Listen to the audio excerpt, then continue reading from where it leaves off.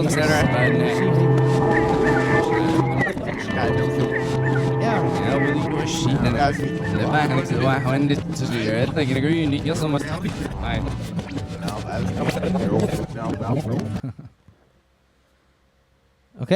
Good Hello. evening. Good evening. Greg, how you doing? I'm doing great, Mike. How are you doing? Yeah, I'm doing pretty good.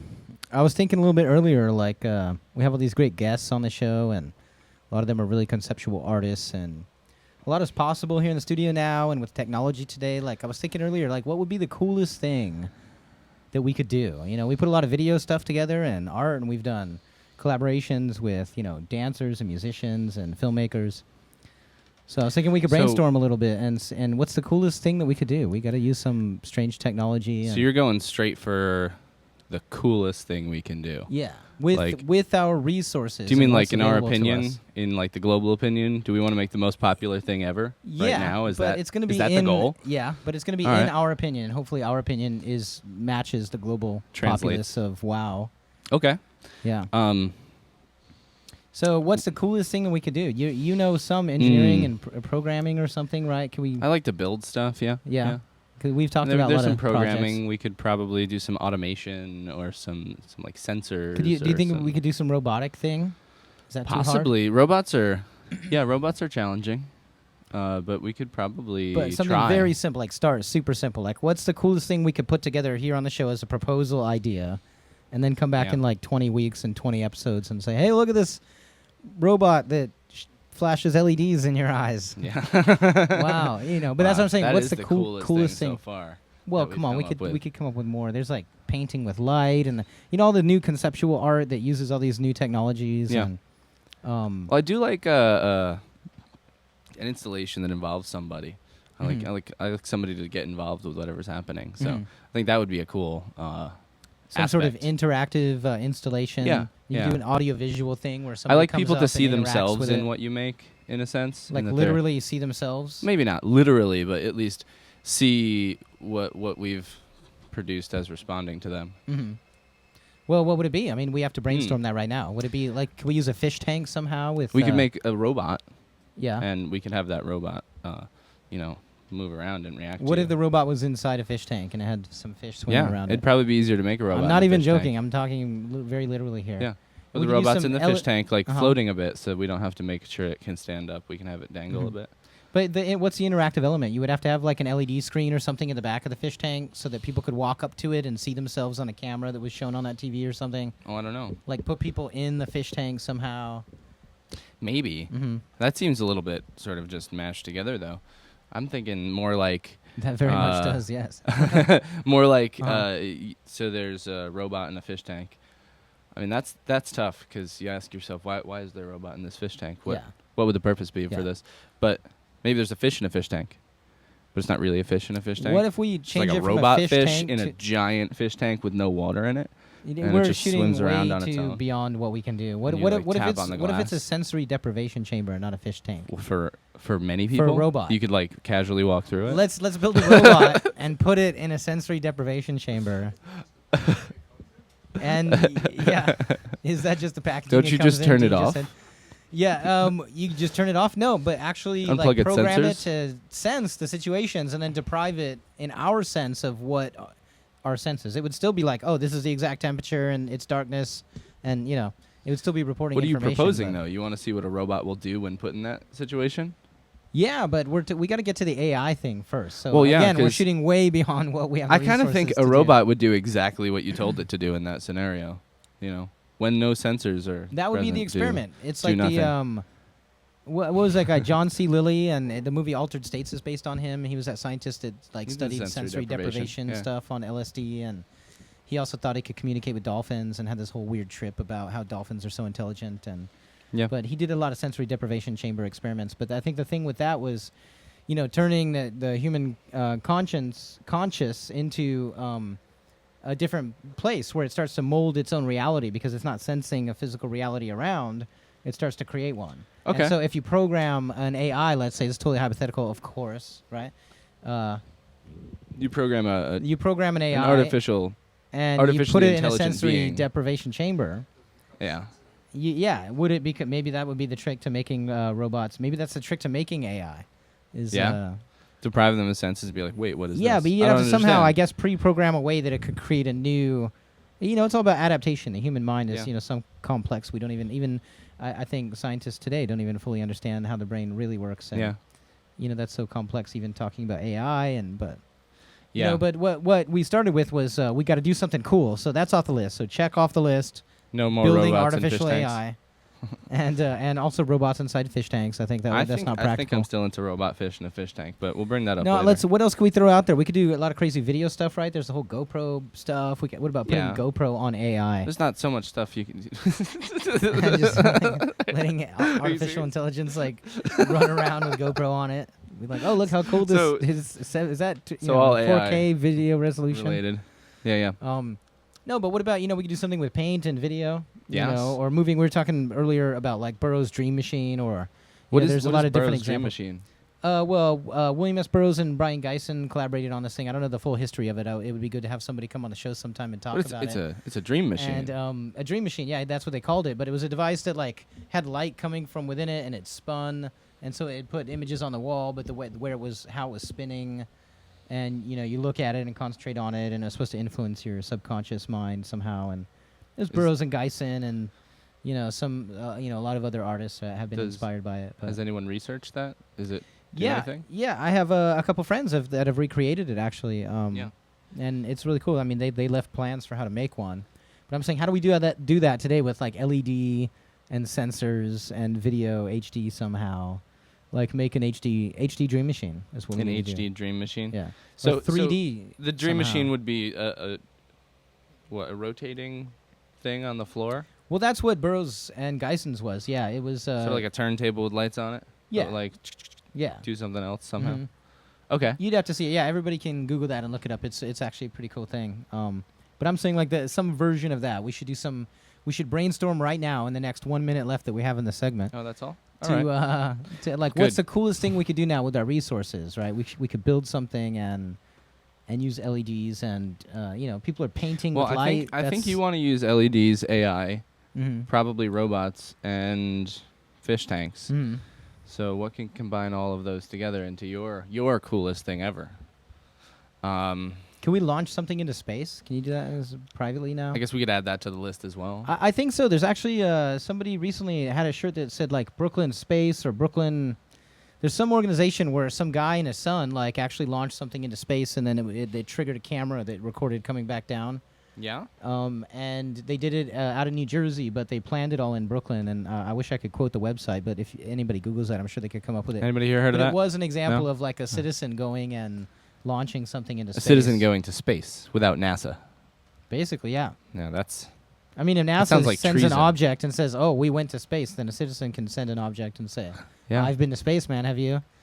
Is anybody claiming that space up there? No. Is it... No, I don't. We can just go hang out there if we have there the is means. a company that about, I don't know, maybe 10, 15 years ago drew a map on the moon and started selling, property on the moon. And but it was how did they novelty. Originally have rights to having that? How did they didn't. They just claimed it. They actually found a loophole that said, it's written into, I think, international UN law that, no country can claim land on the moon legally. So it's international waters, more or less, and it's, in the future when it's developed, maybe we'll debate that someday, who's got this part of the moon or what. It's public space, but man. this company was like, yeah, but that rule did not say an individual corporation couldn't just point at it and say, I claim it. So even they openly did it, and they said, anybody can contest this, whatever, but I own the moon now. And they started selling shares and selling property on the moon, and you can find their website. I don't want to really, promote them, and I couldn't even now because I don't know their name, but I'm sure everybody else saw this and was like, oh, that's whatever. But you would buy it online or whatever, and they would send you a certificate, and it would give you the latitude and longitude of the moon of the area that you owned, and you could name it something or whatever. And it's okay, what's going to happen in the future when that's really legitimately like when we're actually there, and actually that's my plot of the moon? Yeah, some poor guy that's like, man, I have proof right here. It's on paper. There. We used to use that. Mm-hmm. So what about a projection, a spinning projection system? Or spinning projection system. LEDs. I was talking to Fumio Miho about developing something that was based on the elements, audio-video presentation. Which elements? The basic ones, or the periodic table? Use, yeah, not the periodic table. All 92 or 118 of them. The main 4 elements. 130. There's a ton. Having something elemental. Yeah. But anyway, so that was our brainstorming section that didn't lead anywhere. I think it did. So wait. I think we explored many things. We haven't really got no complete ideas for sure. Anybody got any ideas? Like, let's take some ideas from everybody that's in the room right Anybody? now. Like, brainstorm just something. Give us an What do you element wanna or give us build? something. Like, is it metal? Is it what are we gonna build? We're thinking on the yeah. Lights. show where only lights appear. Lights and voices. Ooh. Okay, where you're visually representing the vocal. Yeah. And We're only, not there. only vocals, or you get some music or something else that's represented? He's describing our idea that we had near the window here the other day. We were talking about how this show is basically just all of us and what we always talk about in the studio anyway. Mm-hmm. And we, in some sense, this is very close to what we've talked about doing, which is making some sort of algorithm, writing the software. Remember the idea of being able to take video, and so you have this video element, whether it's motion or you could create different parameters based on the video, the light and dark or whatever of the pixels, and then somehow writing an algorithm that would translate or transcode that into an audio element, right? So that as you were moving the camera, the audio parameters would change, so that like what you're seeing is actually changing. It's like a symphony. One pan could be a whole symphony. Yeah. And it'd be, if you wrote it right with the algorithm right, it would just be pre-made. But depending upon what you showed, if it was a dancer or It'd somebody be based on whatever you want it to be based on. Two boxers or something, they would sound a specific way through your algorithm. You know. Yeah. Remember when we talked about it? So but this would be the great, reverse Sean, of you that. Just triggered that, yeah. Because we would be saying like what we're saying now, as opposed to like just a picture of the whole show and then like. Right, that's like the other side of the coin that Sean just is describing to us that we should do. So we want to do both of those. So if there's any super genius computer programmers and crazy artists out there that want to come and collaborate with us and make or something have way better ideas happen, than us and want to share them on the show. Yeah, come and join us. That'd be cool too. To just hear that idea and then start your own laboratory. Like, come use part of our studio as your laboratory, and help us build that. Yeah. But that's what we want to do, right? Wouldn't that be cool? If you had, and then you could outsource it and it would be open source and people could download it and then, somehow hook a camera up to their computer and anything they filmed would play a completely different symphony or song. Mm-hmm. And there'd be, maybe, I don't know, electronic or sample based somehow. Yeah, and if you were to like affect the video in any way, it would also produce a different sound. Mm-hmm.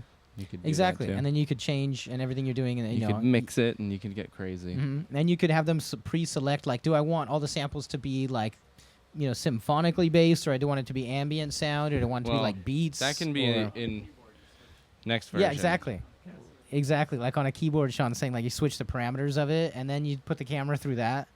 That's we're onto some next wave shit, like. Yeah. Some companies are going to see this and be like, oh, what a great show. They have such good ideas. Turn it off and call our lawyers. Make sure they don't have that written down somewhere. Because we that's the whole thing, again, about this show. It's like we wanted to, like, we've had such good conversations and such good, like, reaching into what's possible, these theoretical conversations we have. And it's like, let's broadcast them. Let's share them. There's been so many different interesting things happen. But we like to get real too, and we've been collaborating with the Mantle, themantlethought.org, www.mantlethought.org, and the editor-in-chief of the Mantle is Sean Randall. He's going to come out now and join us for a segment, and we're going to welcome him out. So, welcome out, Sean Randall. I've brought a prop. Awesome. We can talk about this in a second, but there's a reason I brought that. Okay, good, cool. Thanks for having me out again. Yes, recidivism. Yeah, you're back into the show again. Yeah, thanks for... I was on parole for what? I think... Probation. 8 episodes. Yeah, it was probation. And I think you're the most recurring guest on our show now at this point, so that's really cool. Oh, that's like SNL, right? Yeah. You hosting 10 times or whatever You're that setting record records. is. Yeah. Records it's probably are our set first tonight. opportunity to have a record. You're the first record-breaking contestant guest on the show. Okay. Yeah. Well, I'm done. Yeah, awesome, yeah. And I'll he go was out on on a 3 high note. times. Yeah. Thank you. Yeah. Break that. Thanks for having me back. Cool. So you sent me an email earlier, and you were saying that you wanted to do a segment that was basically based on censorship in literature, censorship in general, and the banning of books. And so we're seeing it even in today in the public school systems in the United States. We're still seeing books being banned that really should not be banned. That really are like classically like insightful into American history and part of like who we are as a people. That's still happening today, and there's a whole history of that, and at the same time we have just violence and sex and everything crazy that you could possibly imagine right at our fingertips on the internet and on TV. Yeah, what's with that what's with that with books specifically, right? Because there aren't necessarily banned. All right, so today is, just to back it up a minute, today is September 28th. It's the end of Banned Books Week. It's an annual event that happens every September. It's put on by the American Library Association, and it's just to call to attention all the books that are being challenged and banned and removed and restricted from library shelves and schools and community facilities all around the country. So I think it's every week you can check out which books are being challenged the most. But I believe this past year there was something like 465 challenged books that were most popularly challenged. That were reported, because there are a lot of challenges that don't go reported. Maybe in a small town in Arkansas or something, when everybody bans a book and everybody agrees, nobody needs to report on it and call on it. And so they also released the list of the 10 most challenged books for last year. And any guesses on what the number one most challenged book in the United States is? Oh, I don't know. Was it that 50 Shades? 50 Shades. That's good. So I hear the Quran and 50 Shades. Both was it wrong. The Angry Cat pamphlet and picture book? No, I don't know what that is. 50 Shades is on the top 10. Yeah. And it was challenged a lot because of sex and pornography and loose morals. But the number one challenge book in the past year in the United States was Captain Underpants, the children's story. Really? Right? And I haven't read this, but if you look at the book cover, and maybe Dean's read it, I know my nephews have this book on their shelves. Yeah. This is basically a children's comic story about a little dude named Captain Underpants. But this is cities and teachers, institutions saying that they've gone too far in making this character. Yeah, it's a little too risque or a little too old for the age group that it's aimed at. And so this isn't like Catcher in the Rye being banned. This is a children's story. The number 2 banned book, the most banned book this recent year in the United States, is Sherman Alexie's True Story of a Part-Time Indian. I always get it mixed up. True Story Diary of a Part-Time Indian, something like that. It's a fantastic book. It's actually, have you read it? It's kind of like The Catcher in the Rye for our generation. It is a young adult book, and it's a coming-of-age story about a boy who's about in the age of puberty, and he's a Native American up in Washington. Sherman Alexie is a Native American, Spokane Indian, who is a phenomenal writer, one of our country's treasures, and may win the Nobel Prize in Literature someday. But this book is challenged a lot in libraries because there's talk about sex. This is a boy going through puberty, right? So there's a lot going on in his mind. Sex, maybe masturbation. There's cursing. Also has to do with racial issues. What it means to be an Indian, Native American, moving off the reservation to go to a white town and a white school for a better education, and the sort of racial conflicts that happen there. So these are the types of books that are being banned in this country right now, or are challenged the most. Toni Morrison's on the list at number 10. Beloved, probably a perennial. Really? But so in the past decade, any guess on which book? I'll give you a hint. Which series is the most challenged in the United States? Yeah, I bet he's right. Yeah, I heard Harry Potter from Dean. Is that right? Twilight. Yeah, it's Harry Potter. Yeah. Harry Potter is the most banned book in the United States. Magic inside of it, right? Sorcery, witchery. Yeah. Witchery. Yeah. So this is it's so you can think that there are a couple of reasons to ban books. One is it goes against some sort of moral universe you're trying to create for your citizenry, and the other is political. It's subversive and challenges the status quo. Right. In the United States, in past recent decades, you find that most of the books being challenged are on the moral side. There are a lot of Christian conservatives and fundamentalists in this country who are,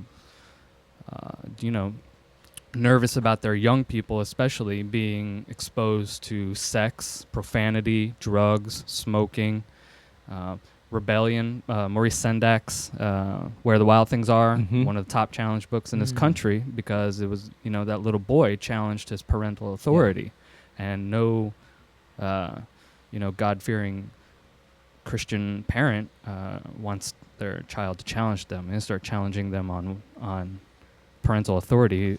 Next, they're going to be challenging them on their religious atmosphere. So in the United States, but previously we may have found, like in the 60s, 70s, a lot of books that were dealing with drugs and experimenting with sex were also being banned, like the book Alice.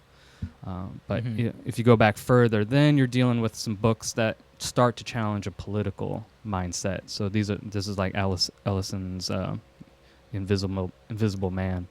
So, which was just recently banned, and right? that was Even just today. recently banned in a county in North Carolina. I can't remember if it was a school board or county officials voted to remove the book from their shelves at their library, and it passed, I think, unanimously. So even in little tiny pockets around the country, this book is still being challenged. So this Banned Book Week is a way for people around the country to read books that are being challenged, to understand that censorship still happens in this country. May not happen on a broad universal level, but it does happen. And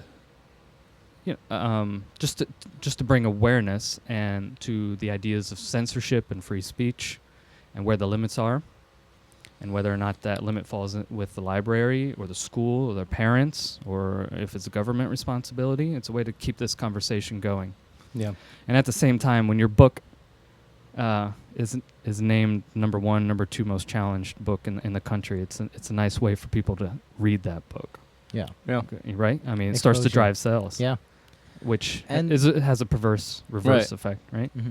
Certainly not what the people who are challenging them want to happen. No. And what's probably is happening is that these books, like Sherman Alexi's book, is probably being passed hand to hand in certain communities in this country, just like Judy Blume's books were passed around with young girls when Judy Blume was being challenged, but it is two decades ago. It is ridiculous to me to think that a book can be challenged, a book can be banned in this country, and will be banned in this country, and has been.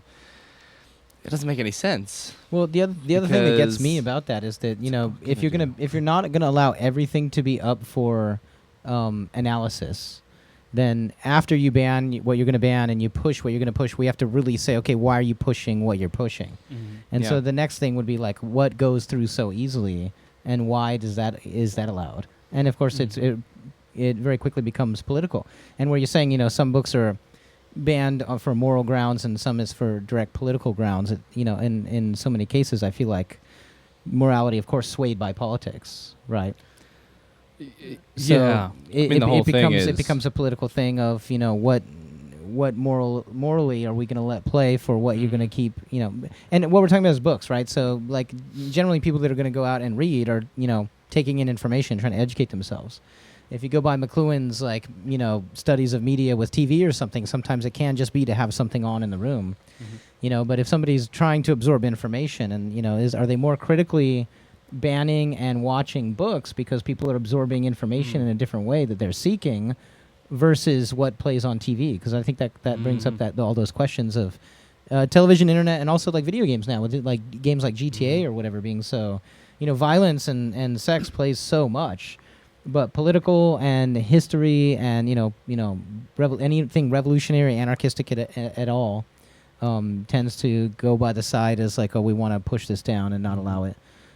So how do you think that plays like in the TV internet world versus books being banned? I think it's an interesting question that may be specific to Western countries or at least advanced democracies, because this conversation wouldn't, in China, for example, if it was a subversive book or website or video game or work of art, it would just be banned. Yeah.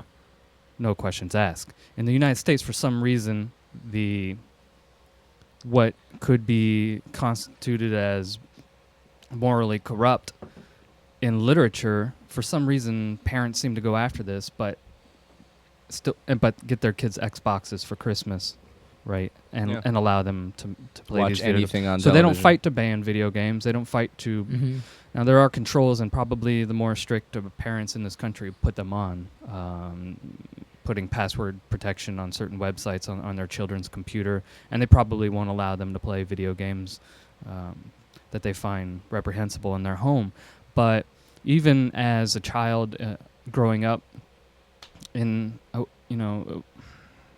a perfectly normal childhood, and there were things that weren't allowed in my house, but that didn't mean I couldn't go somewhere else and find him and use him and play with him. So why do they think it's so necessary to ban the book when this day and age of the internet, you can just go out and buy it or download it without anybody really knowing it? And like you alluded to, just want it and then you have it more anyway. Yeah. And if you are banning something from your community or from your household, doesn't it make it that much more enticing to go and do it? Yeah. I mean, but it is interesting why literature is targeted so much. It does perpetuate also the ability to do that, that they can keep banning books. Well, I guess maybe the reason that they keep doing it is because they tend to have some level of success at doing it. Yeah. But also bringing up the wider question of cultivating the education system for some specific means, right? I mean, isn't that a lot of that tied to? I mean, we're going to teach our children this because this is our fundamental ideal, and so again, bringing it back to that political aspect of it and education system, and I had a friend once break down to me just a sense of what's being recorded as you're teaching kids, and the whole setting of a classroom when you have a bunch of students sitting there and there's a person at the head of the classroom that's the leader, and just the environment and what they're actually learning about, like sitting there and they're learning more about obeying and falling in line and paying attention to a voice of authority and doing deciding things a certain that's way. the education. Than they are actually getting information that they can use in future life, or even to understand the history of different people on Earth and such. Yeah. So there's that whole wider aspect about it. Is like certain things, like you're saying, that are banned. It's like, okay, so why is that banned? And you read that stuff, and you're often like, man, okay, so I love banned books. This is one of those people that's cutting through that element of trying to establish cohesive society that's basically controlled. There's obviously an element of control, and I hadn't really thought about the pedagogical aspects of this, because in schools most of the time there's a library with access to a wide array of information, and so that's the easiest best thing to target, because no sensible teacher would show a morally questionable film in their classroom to begin with. You just wouldn't show a rated R movie to a bunch of teenagers. There's already this sort of self-check and self-censorship that's put in place there. It starts to get loose and out of control when it comes to books and literature. And obviously, in most schools, they're not playing video games as well. They, teachers see that as something that happens in the home. They see movies that happens in the home. A movie is shown either as a documentary or it's shown for a fun day or a substitute, and it's something light that nobody finds objectionable, really, unless it's probably Harry Potter. Right. So literature is where it starts to get a little loose. And the problem with literature is the use of symbolism and metaphors and all these tricks of language that try and get certain ideas across without being explicitly saying so. Right. Which starts to, it becomes more obvious to see sex on TV, that like, oh, this is a sex scene, turn your head. Whereas you can have, I remember reading a story in grade school or something where there was a young girl up on her balcony, and the young man is walking away, and it's at night, and they're in love, and they're smitten with each other, and there's some sexual tension there, although I didn't realize it was necessarily sexual tension at the time.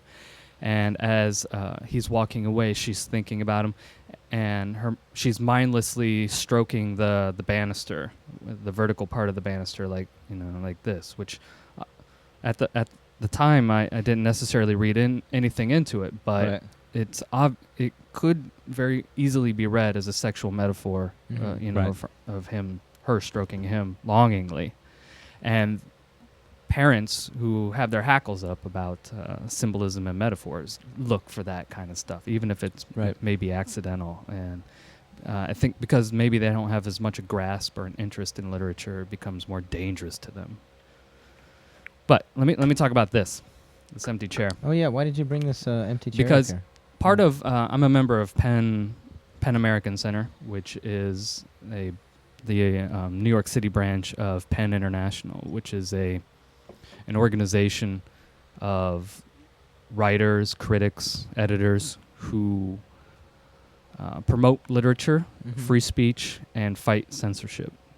And so a lot of the programs that Penn American Center supports is, for example, like teaching, helping prisoners to write, publishing prisoners' writing, and also bringing literature to prisoners. But probably the flagship program that Penn American Center has is fighting for writers around the world who have been jailed for their writing. And they can be journalists or they can be writers or authors. And at festivals, so every year in New York City, there's a World Voices Festival. It's a week-long festival. It happens all around New York City. It's chaired by Salman Rushdie. And all these writers from around the world come together and they talk about literature and they talk about politics, and it's a fascinating laboratory of intellectualism. And it's tradition at Penn events to have an empty chair at the events, so as to remind those in the audience and those on stage that one of their comrades couldn't be there because they paid with their life or have been put in jail or have been censored outright for their own writing. Mm-hmm.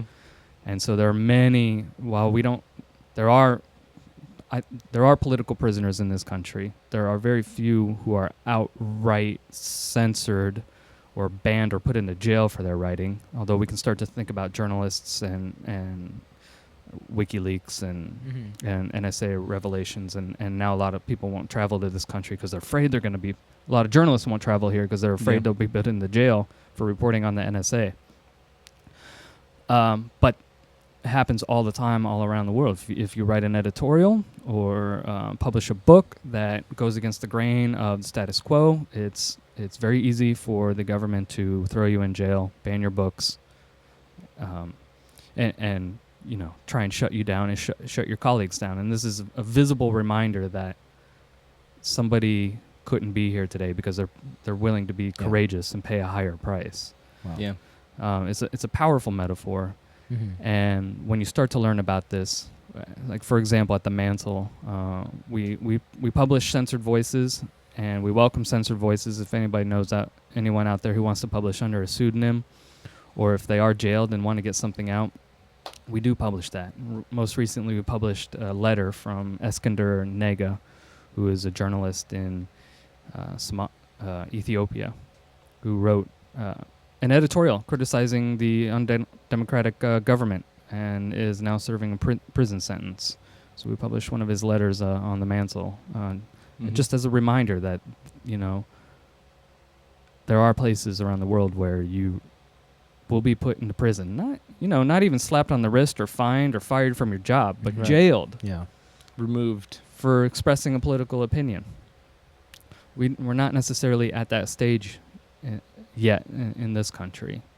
Yeah. There are much. But it makes the hairs on the back of my neck stand up a little bit. You talking about journalists not wanting to even come into the country for fear of the NSA. Yeah. It's pretty staggering just to think about that. But it's definitely true. Yeah. The trifecta that is reporting on the Edward Snowden leaks for The Guardian, Glenn Greenwald and this woman, I forget her first name, Poitras is her last name. She's basically the technology guru and geek behind it. She's the facilitator, communicating with encrypted emails and air-gapping laptops and that kind of stuff. She's been stopped and searched and held traveling to and fro in this country so many times, and now journalists around the world, Glenn Greenwald refuses to visit the United States because Lord knows he'll be put in a room and harassed. His computers will be taken. There have been a lot of the stories of harassment. Yeah. And just recently, another set of journalists, a journalist and her family, I think they report on Saudi Arabia or Egypt. They're coming back to the United States. She's an American. Her family's American. Held at the border for a long time probably because of what she's been writing about the American government. So in this country, Sherman Alexie doesn't have to worry about being jailed for writing a racy novel, but a journalist has to worry about their safety and whether or not they'll be jailed for reporting on something that goes against the status quo. Yeah, and how much that influences what other journalists are willing to report on, and how much they blur the truth. That's exactly what. It carries down the line until what's journalism anymore. And who was it recently? Was it? When you or Chris did a segment about him, where his car was blown up. I forget his name. The journalist whose car exploded. Oh yeah. I wouldn't say it was blown up. I changed that to car exploded. Destroyed. He died in a fiery wreck. In a fiery wreck, yeah. His name escapes me too. He was the one who. But he just recently was saying that there's a war of journalists. Basically, there's a war on journalism, and journalists need to draw a line in the sand and say, this is the integrity of our industry versus the pressure that we're experiencing politically from every direction. And so that's a huge issue. It says something. He had been reporting on the generals, American generals in Afghanistan, and writing for Rolling Stone and writing exposed pieces. And he apparently was drinking and driving and crashed and burned his car in California. And the first thought that come to many people's head was, he was done in. Yeah. Like this was no accident. I mean, how many cars catch fire? Yeah, and he had, but right before that, the night before that, he sent a letter to all his colleagues also, right, saying, hey, I might be investigated and something might be happening. So then something happens. But how much of that is speculation, we understand, but at the same time, it's like, questioning the authority and knowing that there's a system in place to censor information constantly. I was talking about that recently, about looking at information like wealth. Right, and those that collect and are greedy about information in the same way you would be about wealth. And I think that's a huge thing that what we're talking about now, too, about the power structures very and interesting the way type that the of government wealth, is organized. Because information, you can duplicate it. So it's not like if I have this information, you can't have it. We can give it to everyone, but it is being withheld. But sometimes that's difficult. You don't need to know that, or you shouldn't think that way. All the great patents that could benefit humanity, but they're bought out by privatized and then not used, so and that buried. That thing doesn't. But and the compete with them or collecting that and distributing it at your own means and why how you want to do it, and censoring that which you don't want people to have. Yeah. And again, it comes down to this kind of revolutionary thing of we all see how bad it is, but at the same time, what you're describing is, we'll look at elsewhere in the world, and there are places where just having this show, we gotta keep that understanding. Just having this show and critiquing so much that we've critiqued here would put us in jail. And so, in some sense, bringing this up and having these segments with you, it's like this is hallowed ground, and I acknowledge that. This is the subject I'm most passionate about: censorship, freedom of thought, freedom of expression. Yeah. Because so many people would be, in some countries right now, the plug would be pulled on this building for having this conversation. Yeah. Right. And it's something, it's a privilege I don't take lightly, because I know it's also a privilege I know could be taken away by the right people. Could be soon. Who knows? Yeah, well said. Who knows where this place is going, this nation we're in right now. And so keep speaking about it now. For as long as you can and every day, because you don't know how much longer you'll be able to be. There are others who are on the front lines taking the hits. Yeah.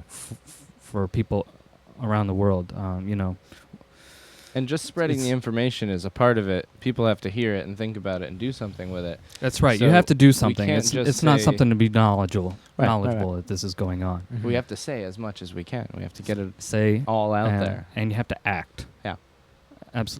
Action, walk the walk, not just talk the talk. Right. And so that's part of the reason I'm part of the PEN American Center, to help bring light to censored and jailed voices around the world. And that's part of the reason we publish said voices on the mantle as well. We've published other censored writers and other outrageous figures in their home country, because they can't get a spot spotlight in their own place, and we're willing to publish pseudonyms if the person's safety is at risk, and we have done that. But maybe I can flip it a little. During Banned Books Week this week, Penn American Center had a discussion with Erica Jong, who, among other things, wrote Fear of Flying, which was it is often a challenged book and was definitely banned when it first came out for being very sexually explicit.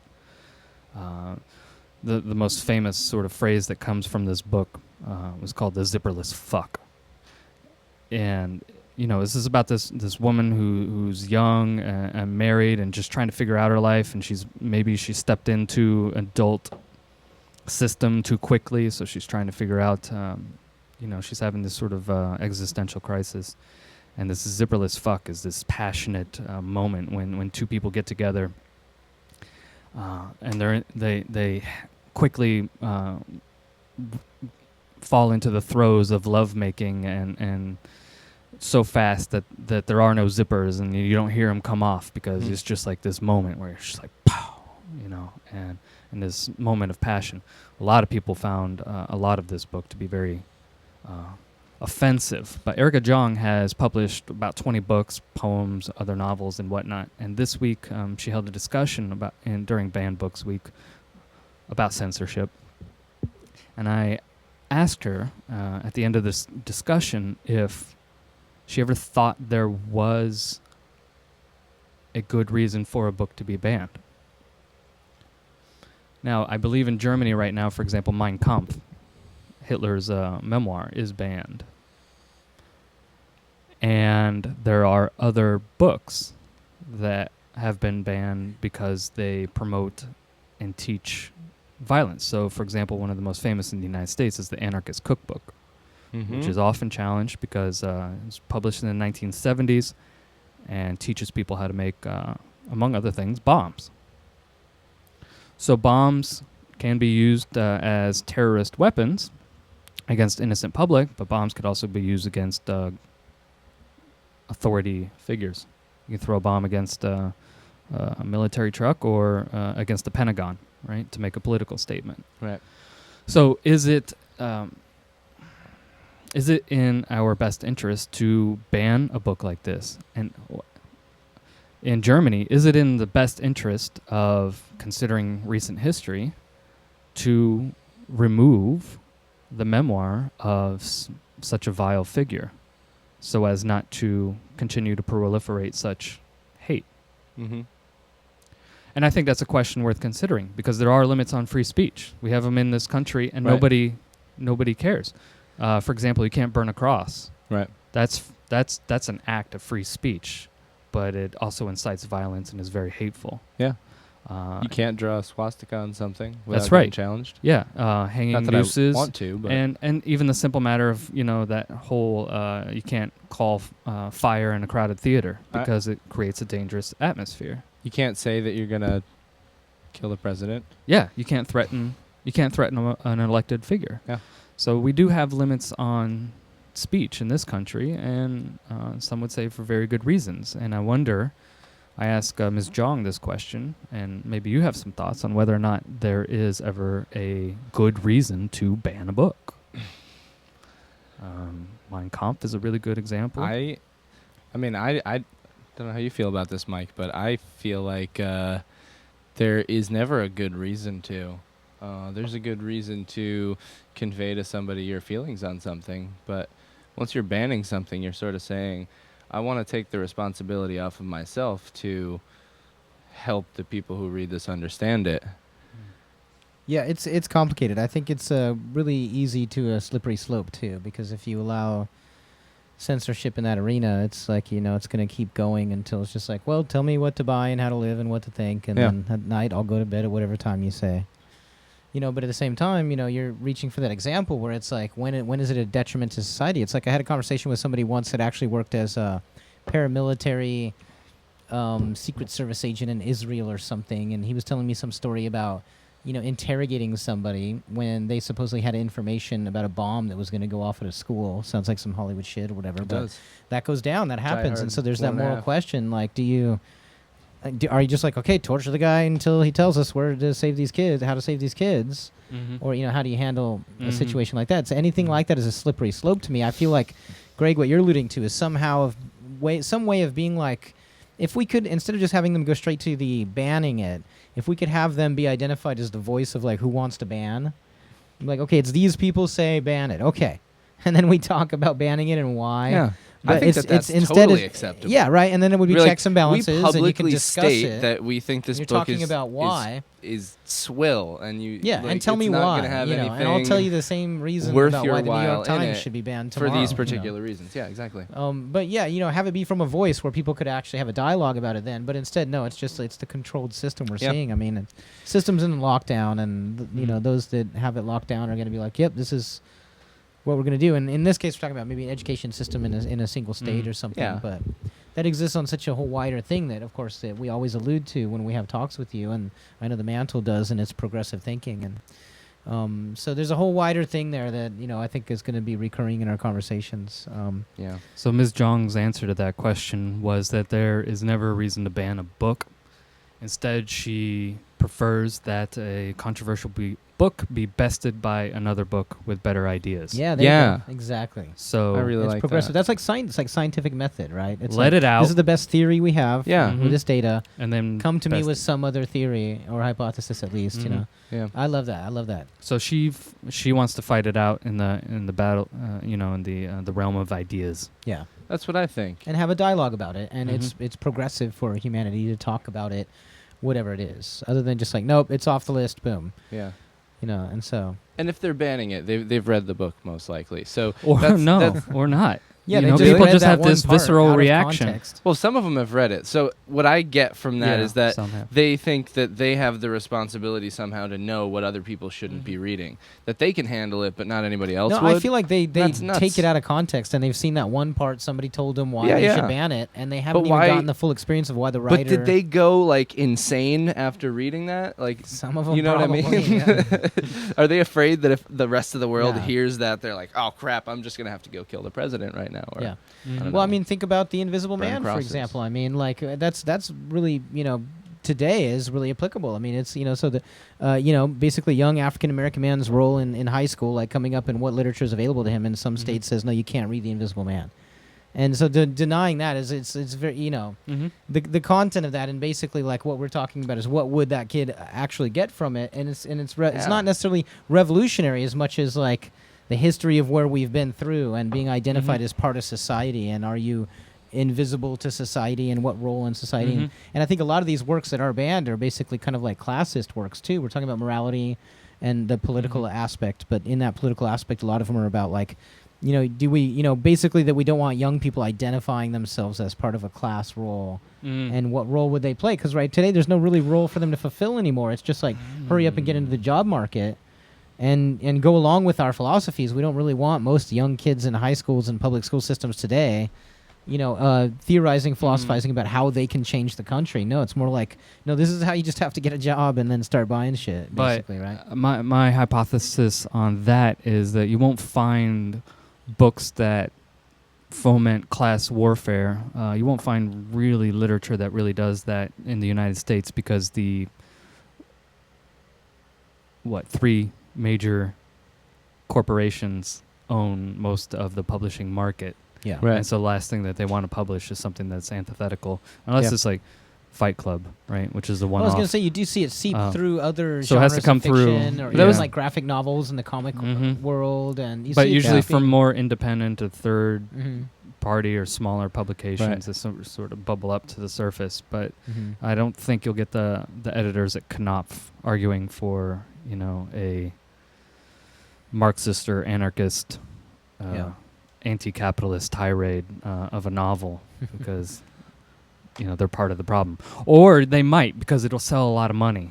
Yeah, or it'll make a lot of money, right? It'll sell money and make money. Yeah, It'll do it all. They'll sell money and make money. They're in currency exchange. So I wanted to end with Is it time to end?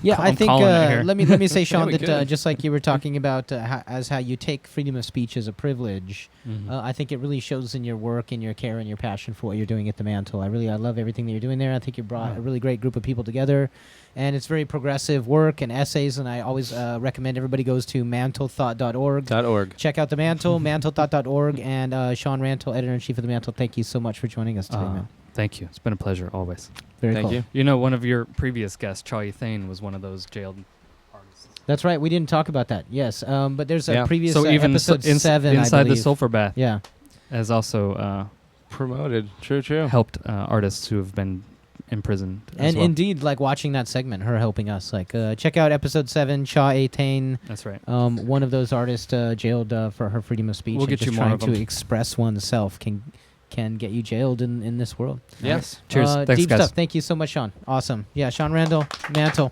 mantlethought.org. Very cool. So episode 15 now, and I think Sean and came around, episode 4. He and Chris first came and did a segment with us. Was and it they've not been as early pretty as steadily 3? here with us since. I think it might have been 3. It was as early as 3, right? We had episode 3 was Justin Baldwin. I don't remember. I forgot it. Anyway, There've been the guys so at the many Mantle are really episodes. great. We've interviewed a lot of people, a lot of writers. Last week we had Lisa McEwen on. Every time we have somebody from the Mantle, it's a really interesting conversation. Yes. And we really totally suggest everybody go to the Mantle, mantlethought.org. Yeah. Tons super of cool, tons super of stuff to read progressive. and tons of thought provoking. I didn't want to say articles. They are articles. They're 'Cause essays and articles. They have a huge range of stuff too. I've read They like do have a lot of essays. film critique. Right. I've read articles on political anarchism and socialism. I've read articles there on the state of the ecosystem, and they bring a really great group of thinkers together. We've had philosopher Cameron Crane and Kavitha Rajagopalan on the show. Right. Like a lot of really great segments from people at the Mantle. And one thing that I find with a lot of the stuff there is that even if you have sort of decided that's not how you think and that's not your choice, those of you who are listening, it's got a thread of thought for no matter what you sort of for sure decided is the right way or not. For sure. Yeah, we didn't mention her article, but last week from the Mantle we had Lisa McEwen on. She wrote an article about it was about Edward Snowden and saying, the thing about doing the right thing, even though it might be negative to your, to your perception as a character in public, compared to Martin Luther King Jr. and some of his writings about telling the truth. Right. And that, that's just one example of like so many cool things that a lot of the Mantle writers So bring we're going to go together and into really another thought-provoking segment right now. articles We're that going I to really suggest checking out. have a performance. So yeah, by thanks again, Azumi Sean. That was really Oe. great. Every week, pretty much steadily, the Mantle has fed us somebody great. It's been nice. We've eaten them up. Eat them up. Yeah, please deliver us more.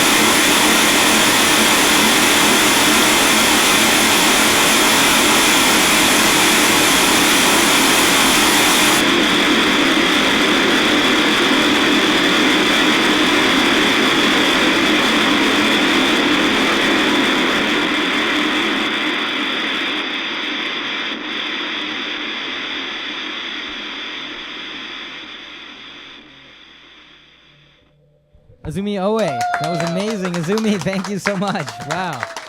Really, really, really cool. So you were backed with some music there, which was Waterbrain, which is Fumio Tashiro. And Fumio and I have collaborated on a number of things, and I was doing some sampler stuff. Fumio was playing upright bass, and Dan Marco was playing some drums on that for you. And we really are honored to play music for you when you perform. That's really so cool what you do. So can you give us a breakdown of your history doing this? How long have you been performing and dancing and studying? Actually, I just started like 5 years ago. Okay. And as soon as I started taking a class, I joined a dance company. And since then, I'm performing. So I kind of study through performance. So I learn a lot from the stage. Excellent. Learning as you go. And we saw you at a performance at Resobox where Waterbrain was doing the music for that. That was really amazing, too, that time. Yeah, that was amazing. And you guys had full costume and makeup and everything. That was really great. So you work with a troupe of people, other people as well, and you do group performances? Yeah, sometimes I make a duet, trios, but mostly I work solo a lot. And also I work for a dance company, too, as well. But yeah. Very cool. And what are you working on something right now that's like the new project that you've been working on, or what's going on right now? Right now, I'm trying to make a interactive software that me and Price we are working on it, which is he's creating a like program software. I don't really know the technological place, but so like I can, as I move, I can play music as well. Oh, so that's really great. Like based on sensors or something, you have... Is it video tracking? Video tracking? Experiments. Like how, like we want to go for like how fast I move or where the spot is. So we are trying to figure out which is best for us, or even like keep switching around. Right. But somehow I want, to me, it's when I perform dance, to me, I love music as well. So it has to be fair, definitely. Yeah. I don't want a musician play for dancers or a dancer, dance for musician. Right. I mean, it's always happening. When collaboration. When I also work for the band and the back dancer, definitely always I work, dance for them. But when I do it myself, I want to like definitely fair, like no hierarchy to it. No hierarchy. Hierarchical structure. Level break. Yeah. And that's how I felt when we performed music for you. When Fumio led a performance at Resobox for you, I felt that way. We were improvising together. Yeah. And it was really a collaborative expression. When there was 3 of you then, and I think Miho and Stacy also, right? Yes. And you guys were interacting to the music that we were making, and you could tell that you guys were hyper aware of what was going on. Yeah. And that was a great performance. And tonight I was really blown away. Thank you for performing. Oh, thank you. Do you have a website or something that people could check out to see some more stuff, or? There's some video on YouTube and something on the Facebook, but I'm working on making a website right now, so cool. not yet. So stay tuned for that. Yeah. But we can see some videos if we go to YouTube and YouTube Azumi Oe. Is there something there? What should we search for? I think so. Your name? The Resobox show is up there. It's on YouTube. People could see that. If they YouTube Azumi Oe at Resobox, I bet you they find that video of yours. I never found it. Yeah. Okay, I'm going to check it out. Put it together. And what's the name of the company that you're in? My dance company I work for is Evangeline Theater. Evangeline? And that's also, we have a lot of video in YouTube. And then we're going to have next show. It's going to be February in Triskelion Arts, Brooklyn. Cool. And then, What is that show going to be? Is it something already planned, or? It's about a fifth. It's about fifth elements, fifth positions, fifth assignment. No, how do you say? Fifth element? No, fifth element, fifth positions, and then Beethoven, fifth. Oh, Beethoven. The fifth symphony? Yeah, and then or the fifth. in American role, Fifth there's symphony, probably. There's American roles that when you get arrested, you say, I don't want to plead talk. the fifth. Plead the fifth, So that's the fifth. I'm not going to say anything. Yeah. Yeah. Oh, so interesting. So it's the fifth. That piece, I'm Or doing that too. Okay. And that's all about fifths, but it's in a little bit more sci-fi Butoh. Oh, wow. That sounds amazing. Yeah, please I will stay tuned for that. And that's going to be, where is that? Is that already a venue planned in February? At the Triskelion, which is like North 11 and then Berry. North 11th and Berry. Okay. Excellent. Yeah. I'll be there. Thank you. Very cool. Azumi Oe, thank you so very much for joining us. Thank My you. pleasure. Amazing. Azumi Oe, really a great performance. That was really great. Thank you, Azumi. So, yes, that's just a little example of the kind of things we pull off here at the Sulphurbath. Yeah. That was really great. Like, what a cool. I'm really feel blessed that we have such a good variation of different artists and different people on the show and animals. And this is Billy. Everybody, say hi, Billy. There's the camera over there.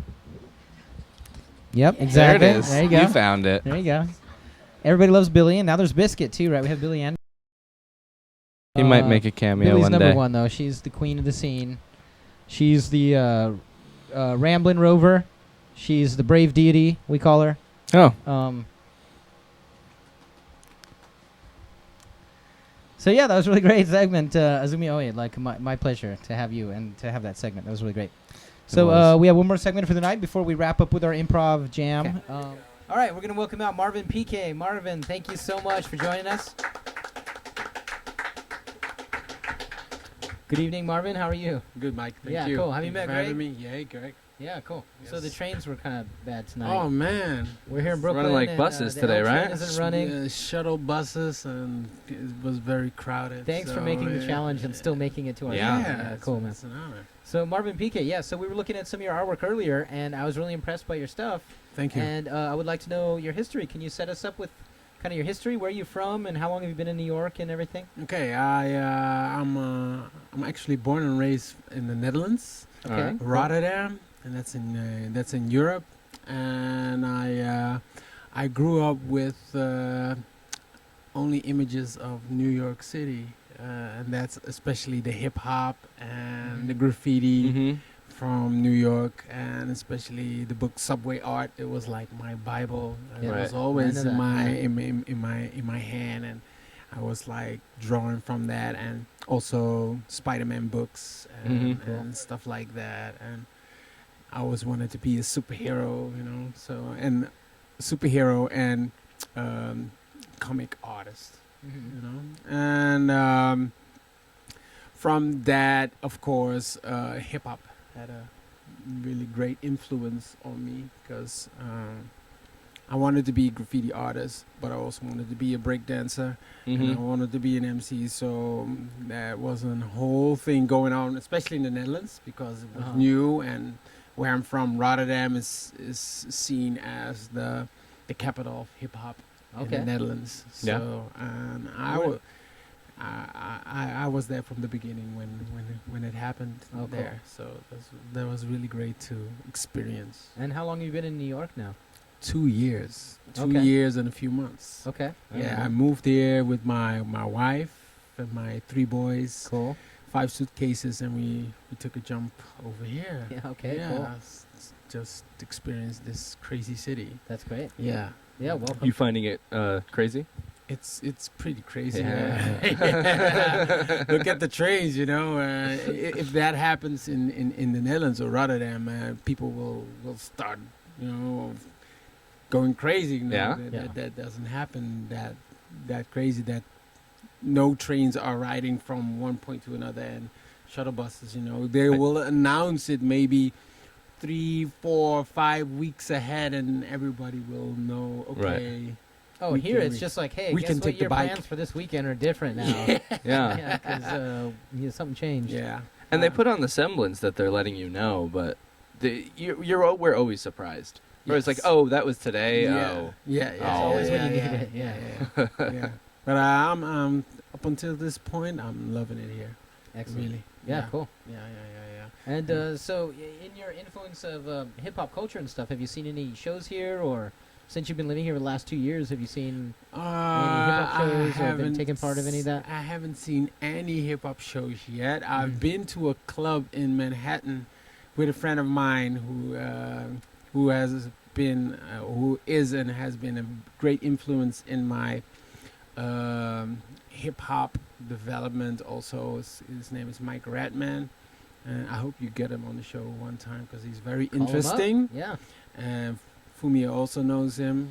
It's a very interesting guy. But we went to a club, and I don't know what the name of the club is, but it's on 2nd Avenue, and I saw Grand Puba there, and cool. Q-Tip plays there, and awesome. and I was like, wow.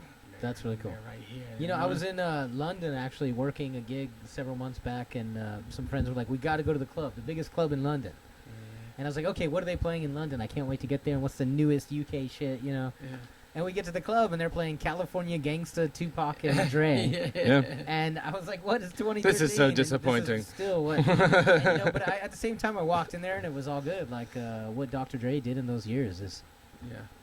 Yeah. Amazing. But anyway, I digress. Like, so do you have any specific influences in the hip-hop world and community that you would quote? Like, is there any specific, areas of the genre that you were into? I was especially into Public Enemy.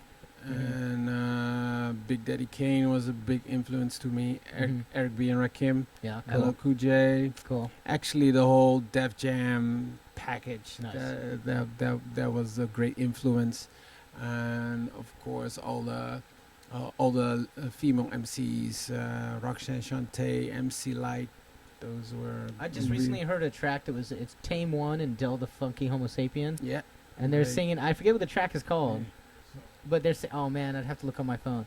But they're singing about this specific style of hip hop and back in the '90s and when it was real leaders of the new school, EPMD, and that kind of stuff. And it's really good. I'm going for it. I'm gonna look it up and tell everybody what this track is. And Fumio and I recently worked at the Brooklyn Hip Hop Festival. Okay. And that was really cool. EPMD performed there. Wow. That was really good. Wow. I saw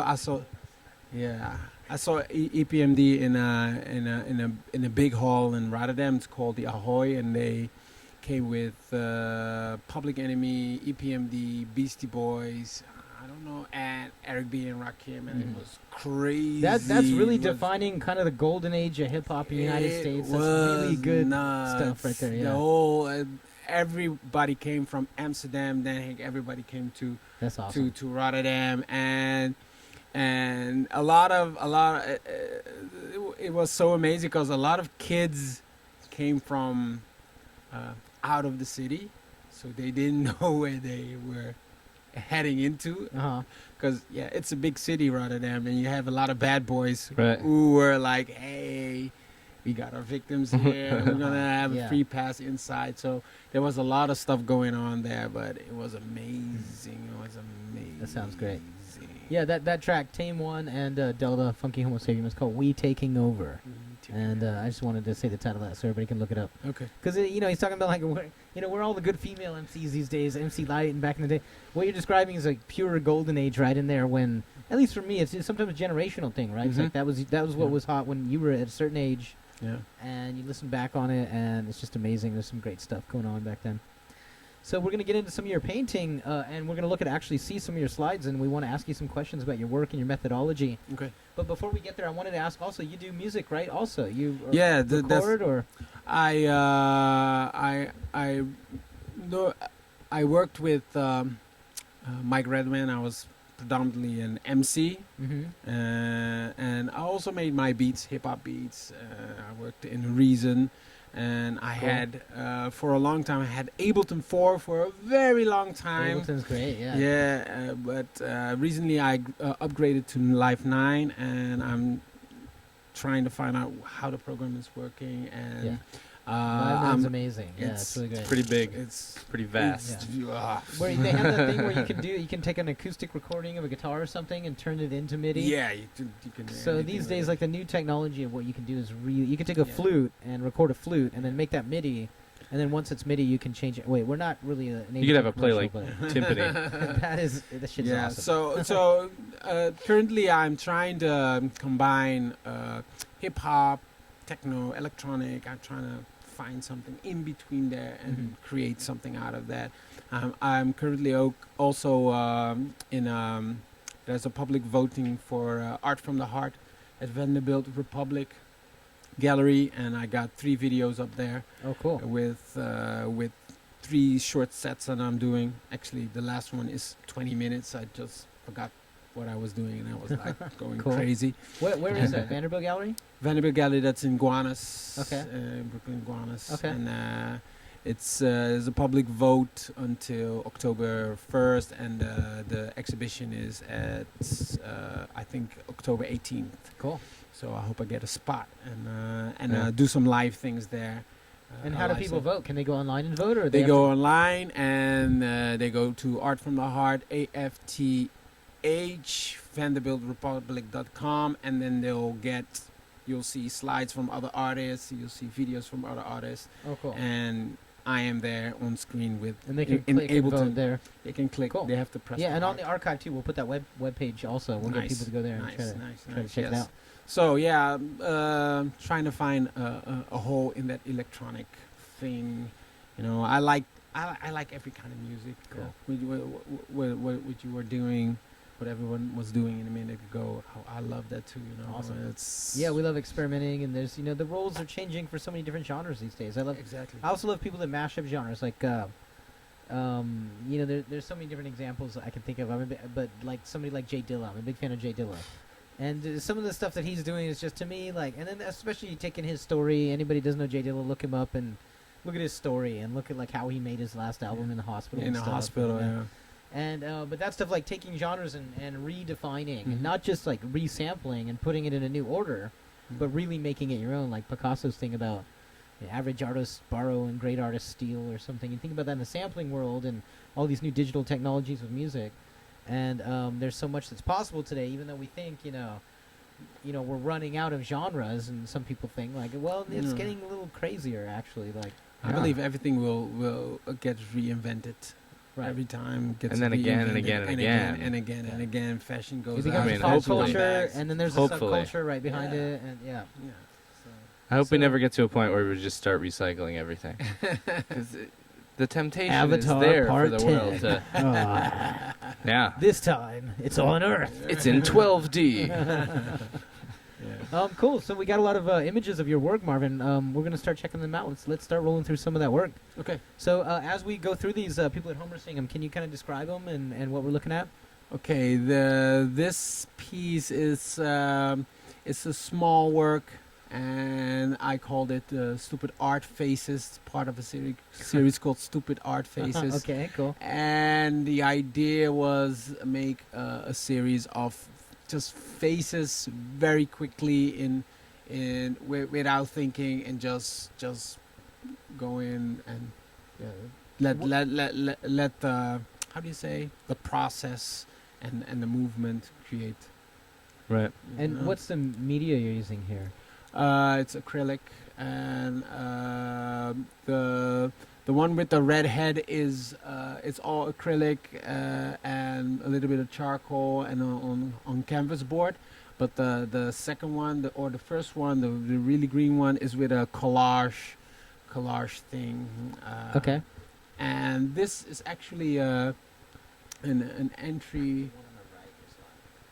Okay. So the red head, that's acrylic. That's the one you're saying was partially charcoal. Yeah, partially charcoal, acrylic, and the first one you saw was with collage. Mm-hmm. And So- how big is this one with the red head? It's really small. It's Mhm. like how big is this? 30 centimeters. Yeah. 30 by 20 centimeters. So 5 inches. yeah, something like that. It's really small. 6 inches. I have bigger work, but I'm not able to get it on how do you say, make pictures of it Mhm. because it's so big. Right. Yeah. And So- what's this piece? This looks like a different series or something. Yes, this is part of 3 pieces I send in to 6x6 Rochester Contemporary Art just to Mhm. help the art studio get funding, and I don't know which one this is. Not this one, but if you go one further, you'll get. It's Brickology, Thought Forms, and Opus 22. And Brickology, I don't know where that came from. Sometimes I just work and I see a word and I just paint and I write it, and sometimes it has a meaning, sometimes it don't. And Brickology is like that. It's something that just came to you and you started using it. Yeah, I had a other drawing. It's in there too. It's called Blocks. It's a little bit further, but when I first came here, I was amazed about all the big buildings in the neighborhood. So not the buildings in Manhattan, but the buildings in the neighborhood. That there are a lot of sometimes a lot of blocks. Because Right. I started out in Bed-Stuy. Uh-huh. That's where we started first, and now we moved to Flatbush. Okay. And I was amazed about the blocks and all the houses, and so I made painting out of that. And I think that's where the title Brickology came from. So, yeah. Very cool. Yeah. And what's this work we're seeing here? This is the flag. This is one of the first small. It's also a small piece. One of the first things I did here in New York, and of course, I was inspired by United States, America, and that's what came out of there. And it also inspired by and I'm really bad at names, but there's an artist who also made Flag. Maybe some of you know that artist is. It's really famous. Oh yeah, artist. Jasper Johns. Yeah. So and that's where it was inspired by. So yeah. And when you moved here 2.5 years ago, was that the first time you moved to the United States as well? Yeah, it was the first time I moved to the United States, but I visited always with my mother and father. My dad worked for an airline company, so we had a discount. Okay, cool. I was always hoping to meet and run up to artists like Ella and as a small boy. Of course, yeah. Riding the trains that were all bombed. He's amazing graffiti. too, right? He's one of those that's been around forever and still looks exactly the same, still doing music. LL Cool J. LL Cool J, yeah. And he's just like, what you do? I just saw you like 30 years ago looking. My mother was in love with LL Cool J. I don't know. If well, ladies love Cool J. Yeah, please. They do. No. And so back to the work. What's this image that we're seeing here? This red one. This is 42. And it's really quick heads that I made with one line, and it's supposed to be a representation of me being 42 and all different faces with a line, and I mostly I don't have a concept. This is the one that's called Blocks. Yeah. Gotcha. Wow. So this is what you're saying is inspired by living here in all the big buildings, all the buildings, all the buildings where people live, and some project buildings and the big blocks. Because where I come from, from Rotterdam, the big buildings you don't have it there. It's like three levels or 4 levels, and that's it. And then houses next together, and you have big buildings, but that's somewhere in the suburbs and not that much, and it's still spacious, and here it's like you've got the blocks close together, and I was inspired by that. This is a soccer player, and this was an idea I had. I had a whole stack of paper. I don't know where I got it from, but I had a whole stack of big pieces of paper. This is like maybe it's big paper, and the idea was to not think and really quickly make art. I had these papers all around in the studio. I had a studio in Schiedam. That's a little town next to Rotterdam. Where I'm from, and I had this house all for myself, and I had this paper spread all over the floor, and I was like speed drawing and throwing paint everywhere. And I don't know if you saw the picture of the room all plastered with paper on my Facebook page. I did, yes. Yes, that was a room. I painted it all white. And on my last day in the Netherlands, I invited all all my nephews and nieces and the kids from my friends and said, you go ahead. That's awesome. Yeah, cool. You paint the hell out of this room. And they did some amazing stuff. Wow, that's great. The kids painting their face and their hair, and their parents like, oh God, you told me to put on those clothes. We're so glad you're leaving. That was fun. That was fun to do. Yeah, just the energy behind it and the expression, and to see that in young people.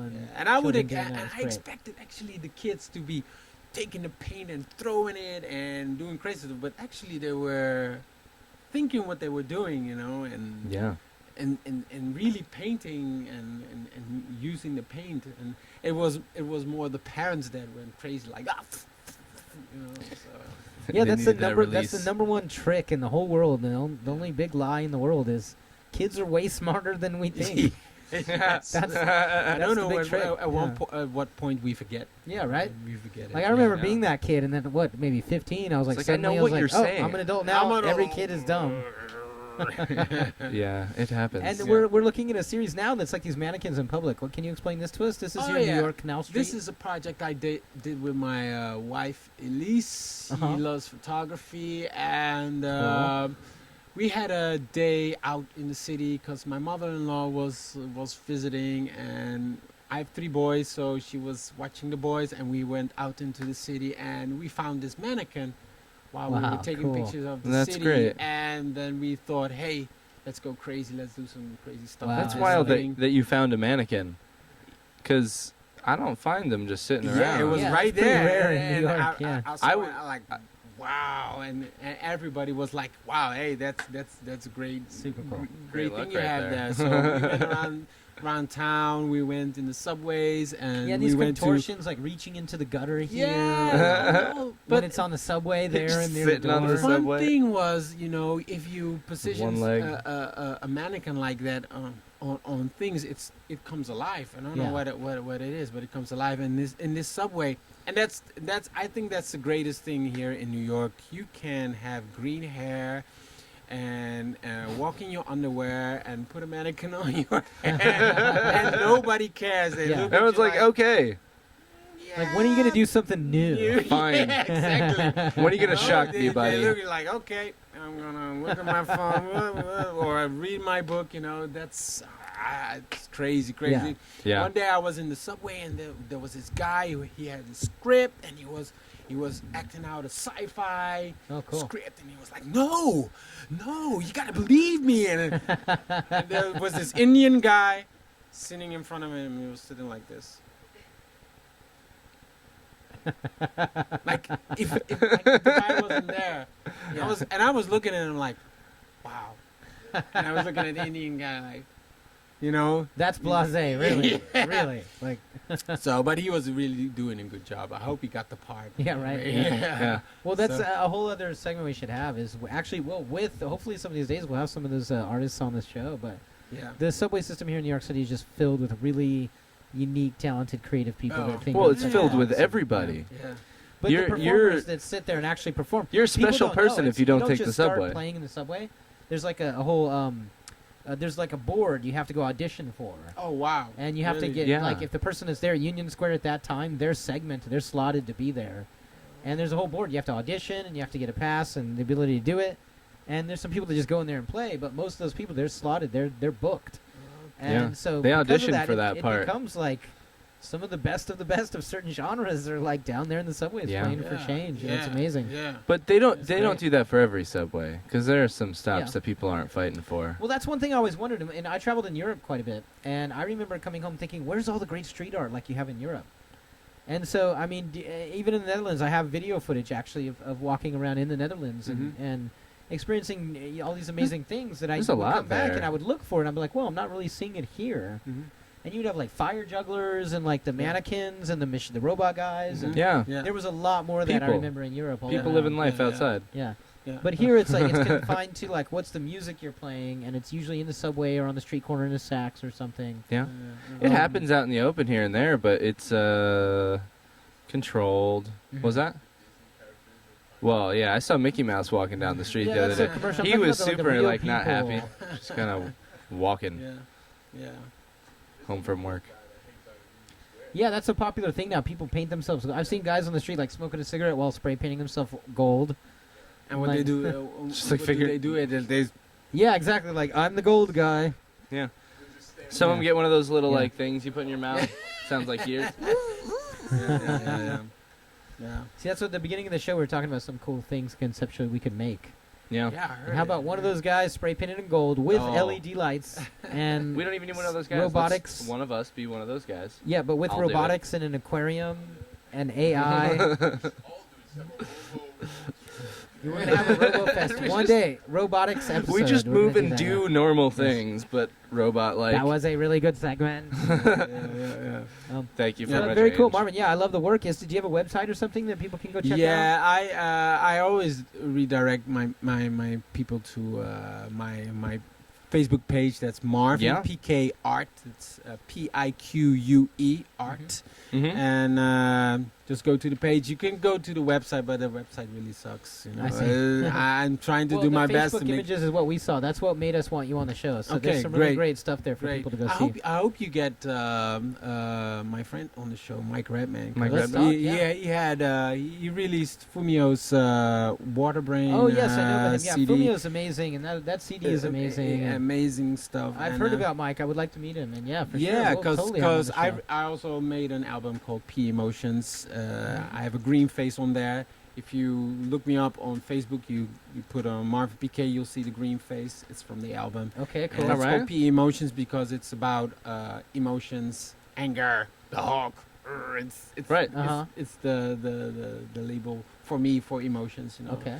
And it's a hip hop experimental album. But charged with that energy. Charged with energy and crazy stuff. So awesome.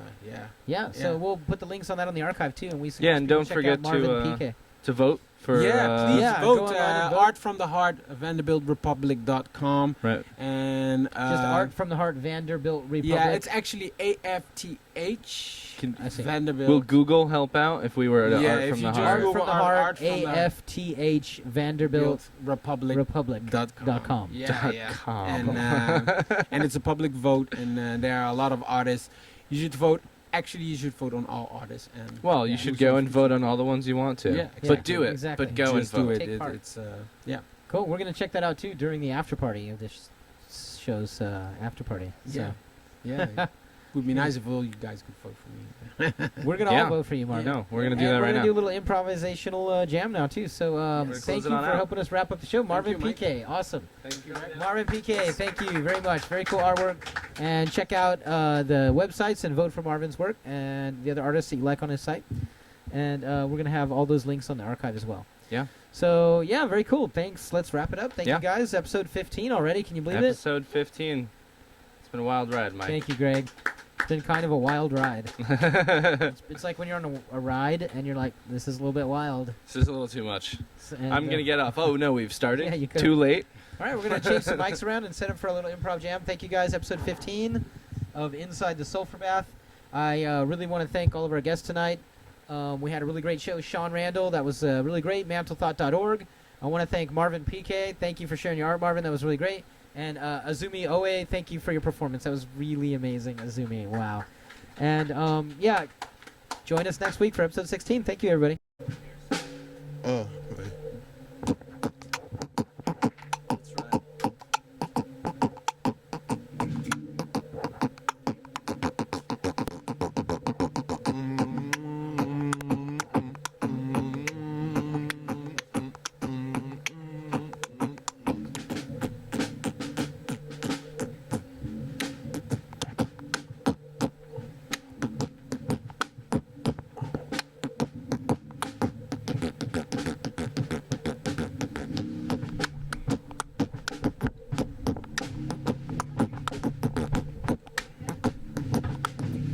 Yeah, I like that.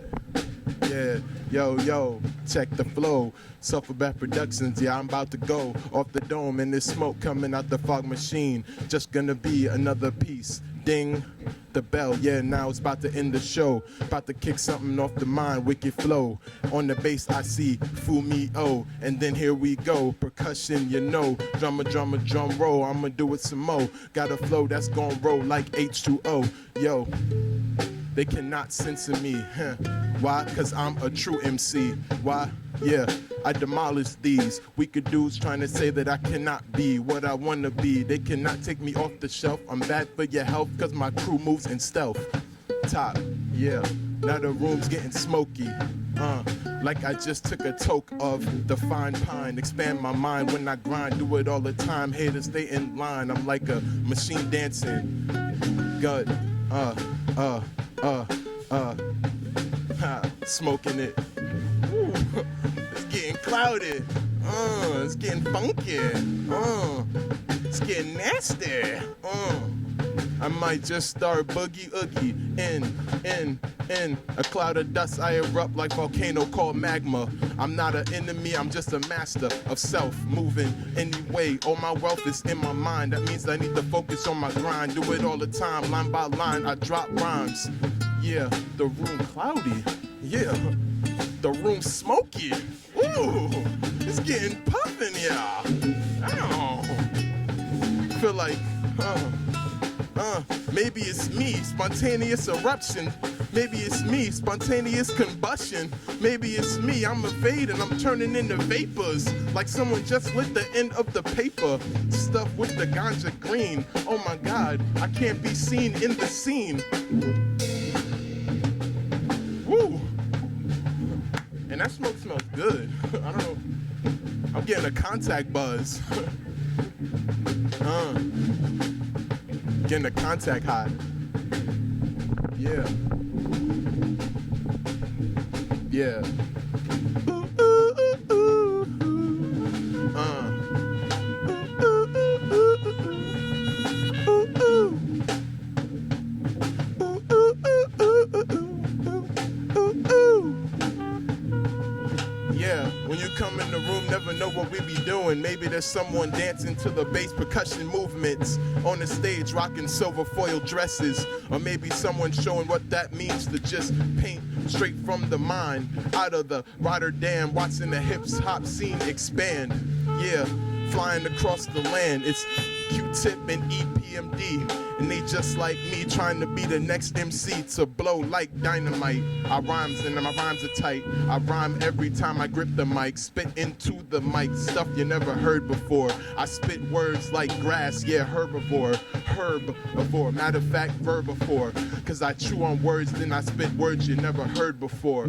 Yeah, pick it up off the floor. Flowless floor, the words you never gonna soar like birds. Maybe I'm not making sense, but I'm making sentences with no indent, no paragraph. Yeah.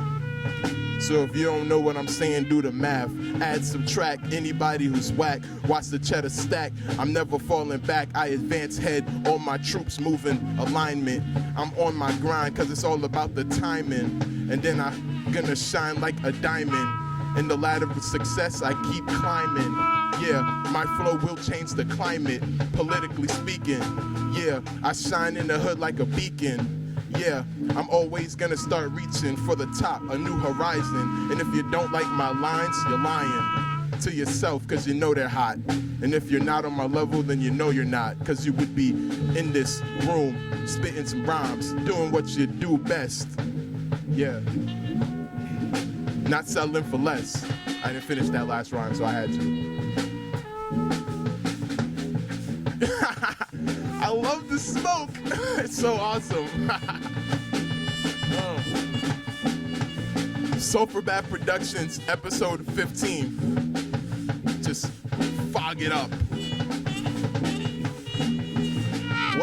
What is that lavender? What is that potpourri? What is that beautiful scent that's just...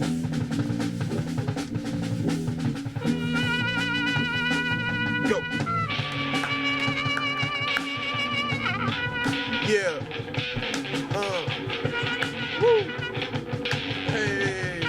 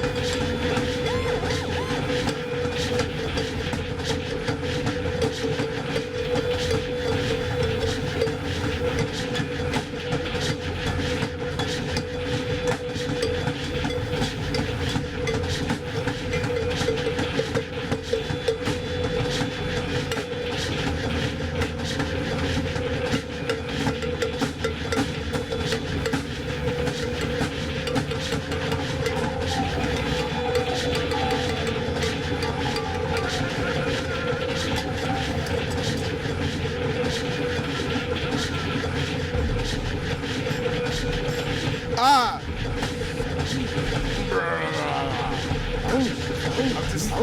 That smoke got me all like, I got a nice buzz going on right now with the smoke in the air. I feel like that 70s show right now.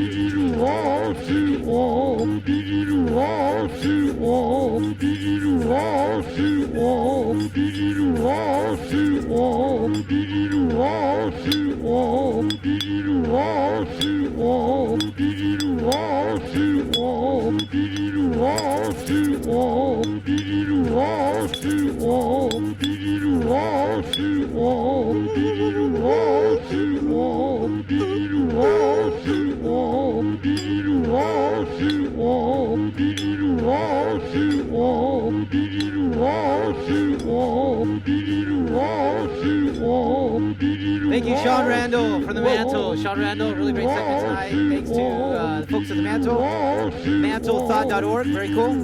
Marvin Pique, thank you so much, Marvin, for sharing your artwork with us. That was awesome. Marvin Pique, check out his work, his webpage. I also want to thank Azumi Oe for performing tonight. Azumi, that was really amazing. What a great performance. That's going to go down in all the archives and all the time capsules of all the planets as one of the best segments ever. And episode 15, thank you guys so much. Dean Brown, Fumio Tashiro, Dan Marco, and Greg Becker leading that musical jam. Thank you much.